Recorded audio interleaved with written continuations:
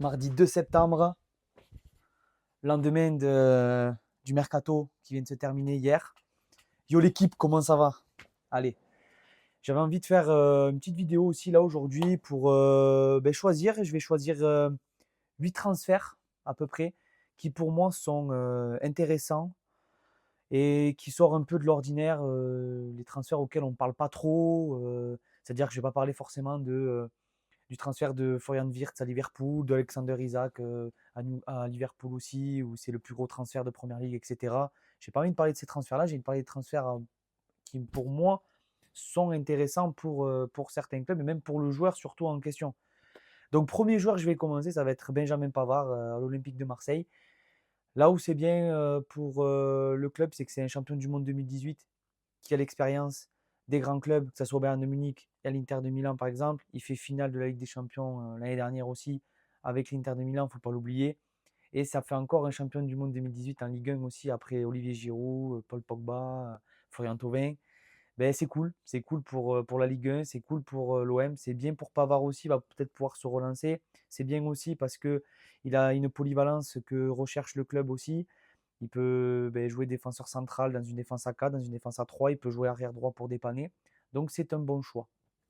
Deuxième joueur, moi j'ai pensé à lui, c'est lui qui m'a donné envie de faire cette vidéo-là. C'est Jamie Vardy à Cremonese, avec le petit accent italien. Mais ouais, Vardy à Cremonese, c'est très bien pour le club. C'est bien pour, je pense que c'est bien aussi un coup marketing. Un coup marketing aussi, c'est bien. Vardy, ben, c'est champion de Première Ligue en 2016, meilleur buteur, meilleur joueur de l'APL. Il a une grosse expérience aussi. Avec son âge aussi, il va apporter aux jeunes. Ce qui est bien, c'est que il va faire une doublette d'attaque. S'il joue comme ça, Cremonese, j'ai pas trop révisé là-dessus, mais avec Faris Moubagnan qui vient de l'OM aussi, je trouve qu'ils ont très très bien recruté aussi ce club-là en défense et tout ça. Ça peut-être, faudra peut-être faire une vidéo dessus. Dites-moi ce que vous en pensez, si vous voulez. Et voilà, c'est un transfert impensable. On n'aurait pas pensé à ce que Vardy quitte Leicester et qu'il aille aussi en Serie A, quoi. Troisième joueur. Troisième joueur, c'est Donnarumma à Manchester City. Ouais, c'est dans les tuyaux depuis un moment, mais là, ça y est, ça a été officiel. Ce qui est drôle, c'est que Guardiola, il y a quelques jours de cela, il hésitait entre James Trafford et Ederson pour le poste de numéro 1. Ben là, tu as Donnarumma qui arrive. Alors, est-ce que Ederson va partir à Galatasaray comme c'était prévu, enfin, les rumeurs qu'il y avait? Et donc, ça serait Donnarumma numéro 1, Trafford en 2. Ou est-ce que les trois vont rester et là, ça va se battre trois gardiens pour une place? Ok. Ce qui est bien, c'est que pour City, c'est que c'est le meilleur gardien d'Europe de la saison dernière. Donnarumma, il sort d'une grosse saison. Par contre, est-ce qu'il est Guardiola compatible dans le sens où c'est pas son fort le jeu au pied à Donnarumma. Donc on va voir si il va progresser là-dessus. Donc Guardiola va lui apporter ça. Il va sortir de sa zone de confort aussi, Donnarumma, puisque après le Milan, après le PSG, il va sortir de sa zone de confort de jouer dans le plus grand championnat au monde. Donc à voir. Quatrième joueur, ça serait pour moi Højlund à Naples. Très très bon choix de la part de Naples pour remplacer Lukaku qui est blessé. Même s'ils ont acheté Lorenzo Luca, ben là il se renforce avec Højlund qui connaît bien déjà la Serie A, qui avait percé à l'Atalanta. Il sort de 2 saisons compliquées à Manchester United. Il va se relancer dans ce Naples qui est encore plus fort, je pense, que l'année. Qui monte en puissance et qui est encore plus fort que l'année dernière, avec un milieu de terrain McTominay, De Bruyne qui ne bouge pas et les Lobotka et les Zamboanguissa. Derrière, ça ne bouge pas non plus. Conte qui est resté alors qu'il devait partir et qui avait dit qu'il partirait, mais il est toujours là. Donc, Højlund à Naples, pour moi, ça fait un bon combo et un bon mélange.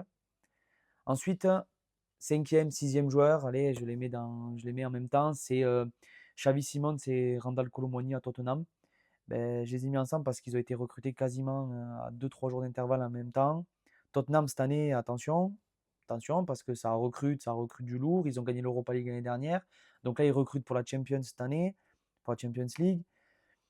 Après, peut-être, voilà, Xavi Simons, je pense qu'ils l'ont acheté parce que Madison, qui s'est rupture ligament croisé, qui s'est blessé, donc qui est out toute la saison. Je pense que c'est pour ça. Mais Kolo Muani, qui est recruté après les Witsono d'Aubert. Il y a déjà Dominique Solanke, il y a Matistel, hein, il y a déjà des attaquants, quoi. Donc la concurrence va jouer. Il y a Brennan Johnson en attaque. Donc, c'est très très fort. Donc, pour remplacer le Heung-min qui est parti, le Madison qui est blessé, ben, c'est une bonne affaire aussi pour le club et pour le joueur en question, Randal Komolny, qui est un indésirable au PSG, qui a fait une petite belle saison l'année dernière à la Juventus qui n'a pas pu le conserver. C'est pour ça qu'ils ont acheté Luis Openda, Jonathan David, etc. Donc moi je pense que c'est une bonne chose pour les deux, que ce soit Tottenham ou Colomani. Et Xavi Simons aussi, qui va pouvoir peut-être se relancer après peut-être 2 années où Leipzig c'est pas trop ça, le PSG il n'a pas trop joué, on va voir pour lui. Sixième joueur c'est Nkunku au Milan AC. Ben, ce qui est bien pour lui, c'est qu'il va peut-être pouvoir se relancer lui aussi, le pauvre, après ses blessures, après son transfert à Chelsea, après tout ça. Il avait bien percé à Leipzig, hein. Depuis son transfert à Chelsea, c'est un peu moins ça, comme je vous ai dit, avec les blessures, tout ça. Ce qui est bien, c'est qu'il y a les Rabiot qui vient d'arriver, qui vient de partir de l'OM pour aller au Milan. Il y a Fofana, Mac-Ménian.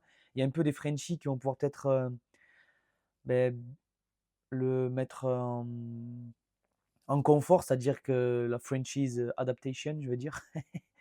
Mais je pense qu'il va pouvoir bien s'adapter là-bas. Il y a un milieu de terrain là-bas fourni qui va pouvoir peut-être lui donner des bons ballons aussi avec les Modric, les Loftus-Cheek, les Jachari, Samuel Erici et tout ça qui ont du ballon. Donc je pense que le Milan aussi est en train de se renforcer. Et pour Nkunku, c'est bien. Voilà.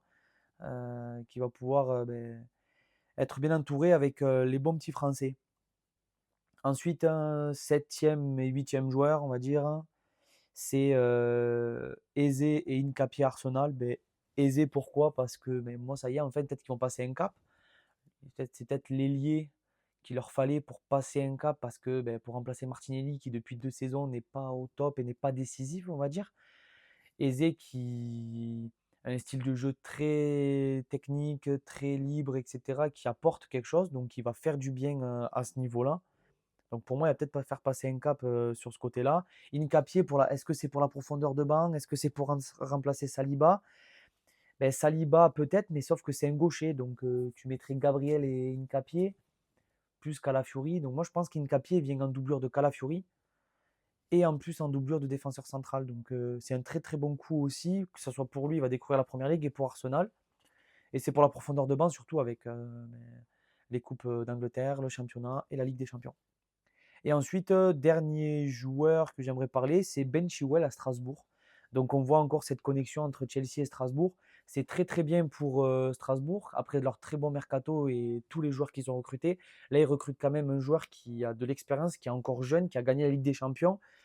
Un piston gauche, arrière gauche, ben, pour remplacer un peu les Moreira, les Renato Vega qui étaient là les années précédentes. Et je pense qu'aussi c'est un bon coup marketing pardon, pour Strasbourg aussi, parce que ben, tu as envie d'acheter son maillot en fait, parce que Chilwell, c'est pas rien non plus, hein.